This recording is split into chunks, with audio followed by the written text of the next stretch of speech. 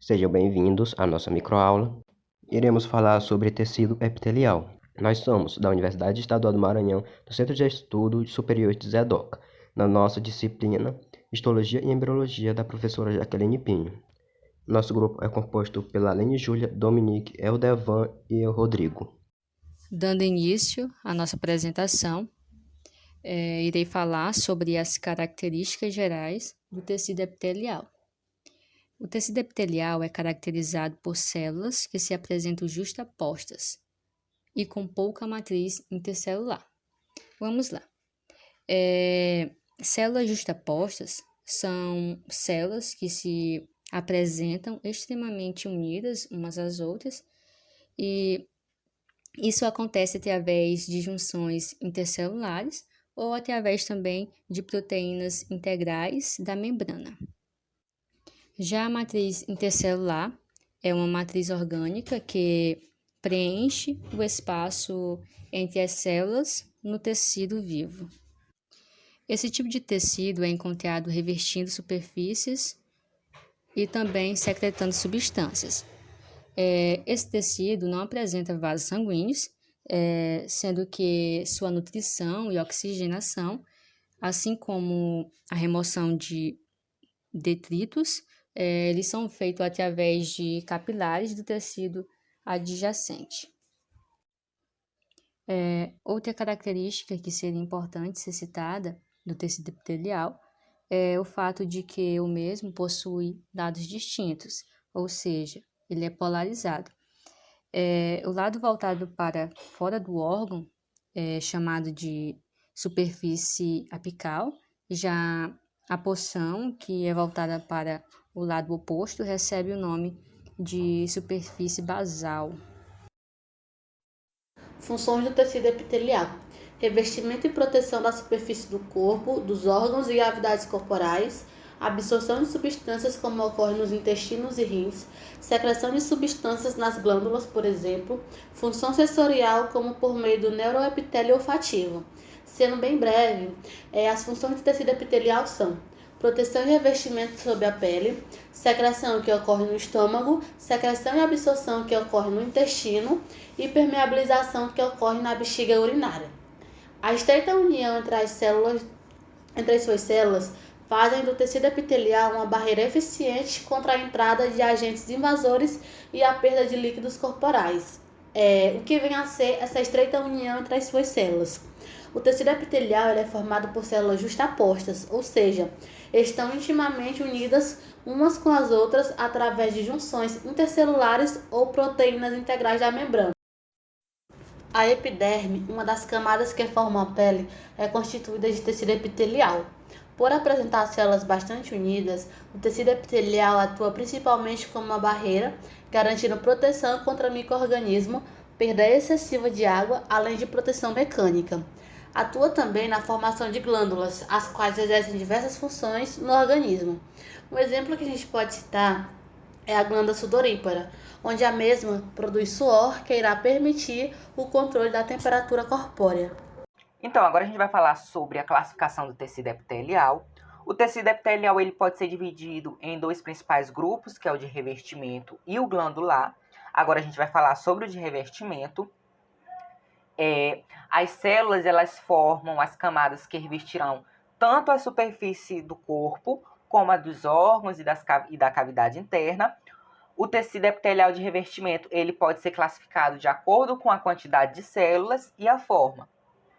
De acordo com o número de células, ele pode ser simples, estratificado, pseudoestratificado, e de acordo com a forma das células, é pavimentoso, cúbico, prismático.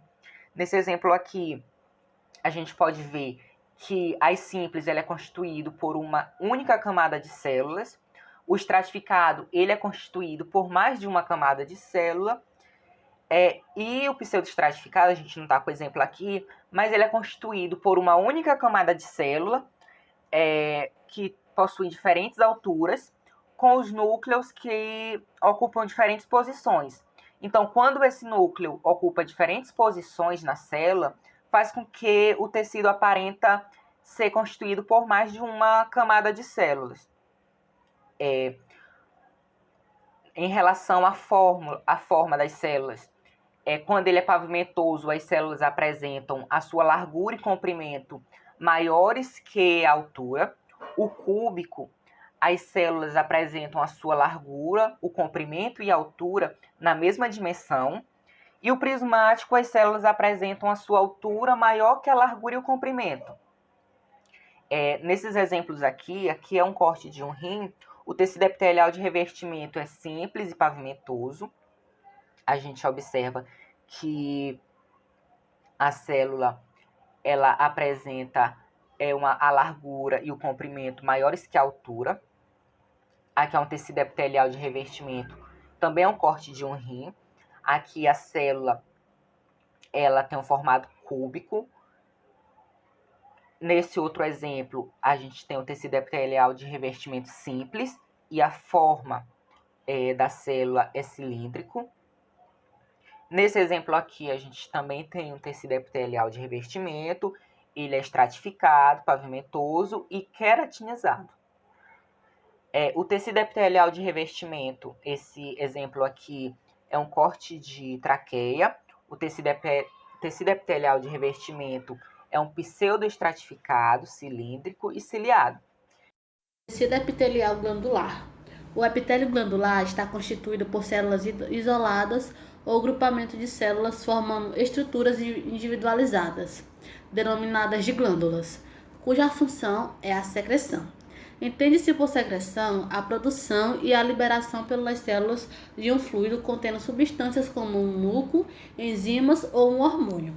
As células secretoras de uma glândula são conhecidas como parênquima, enquanto que o tecido conjuntivo no interior da glândula e que sustenta as células secretoras é denominado de estroma. O estroma sustenta também vasos sanguíneos e linfáticos e nervos. Os epitélios que constituem as glândulas do corpo podem ser classificados de acordo com vários critérios. Glândulas unicelulares constituem em células glandulares isoladas, e glândulas multicelulares são compostas de agrupamento de células. Um exemplo de glândula unicelular é a célula calciforme, presente no revestimento do intestino delgado ou do trato respiratório. As glândulas podem ser classificadas em glândulas exócrinas, endócrinas e mistas. As glândulas exócrinas são glândulas que possuem ductos e liberam sua secreção em cavidades ou na superfície do corpo. O exemplo é a glândula sebácea. A glândula endócrina são glândulas sem ductos que produzem secreções lançadas diretamente no sangue. Exemplo é a tireoide. A glândula mista, essa glândula possui uma porção endócrina e exócrina. O exemplo é o pâncreas. Dando continuidade, irei falar sobre a constituição do tecido epitelial. Primeiramente, o tecido epitelial ele apresenta células poliédricas em diversos formatos. A célula do tecido epitelial ela vai se encontrar sobre a lâmina basal. A lâmina basal ela vai funcionar como uma ligação entre esses tecidos. E ele também vai selecionar o deslocamento entre a substância entre esses dois tecidos, que é o conjuntivo e o epitelial. Essas células elas vão ser encontradas fortemente aderidas em virtude da presença desses poucos materiais extracelulares também de especializações. As células elas podem ser divididas em vários tipos, apresentando várias outras funções, como a adesão, a comunicação e a vedação. Além dessas especializações, as células epiteliais elas também apresentam especialização em sua fase apical. Sobre sua especialização em sua fase apical, nós temos os microvílos ou microvilosidades, que nada mais são do que projeções do citoplasma em forma de dedo. Ela vai apresentar de 1 a 3 micrômetros de comprimento e vai ser responsável pelo aumento da superfície e também da absorção das células. Exemplos de microvilosidades são as células presentes no nosso intestino delgado e no rins. Outro exemplo são os estereocílios, que são microvilos finos e longos. Eles são imóveis e podem chegar a 120 micrômetros de comprimento. Eles podem ser ramificados e estão presentes no epidídimo. Eles também atuam como mecanorreceptores, estando presentes nas nossas orelhas internas. Outro exemplo são os cílios, que são prolongamentos, que no caso vão ser móveis. Ele tem de 5 a 10 micrômetros de comprimento e ele vai ser revestido pela membrana plasmática com 2 microtúbulos e 9 pares ao seu redor. Os movimentos e a flexão desses cílios eles vão permitir o fluxo de substância sobre esse epitélio, em qual vai seguir somente uma direção.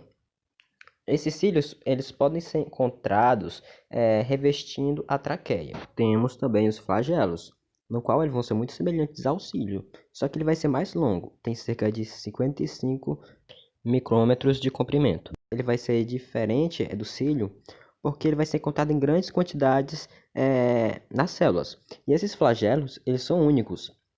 Estão relacionados com a mobilidade das células. Um exemplo é nos animais, os espermatozoides. Essa foi a nossa apresentação da microaula sobre tecido epitelial. Espero que vocês tenham compreendido e obrigado pela atenção.